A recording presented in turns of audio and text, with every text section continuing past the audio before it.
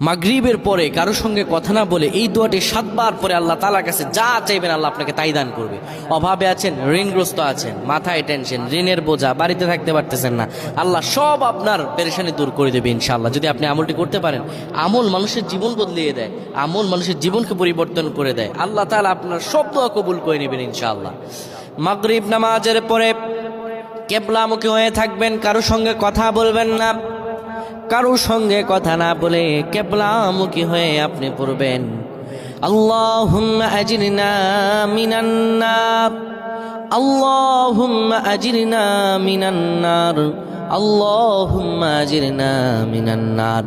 যদি এটি আপনি মাগরিব নামাজের পরে কারো সঙ্গে কথা না বলে পড়ে 7 বার পরে দুটি হাত তুলে আল্লাহর কাছে দোয়া করেন, আল্লাহ জাহান্নামের আগুন থেকেও বাঁচাবেন এবং আল্লাহ আপনার সব দোয়াগুলো কবুল আর মঞ্জুর করে নেবেন।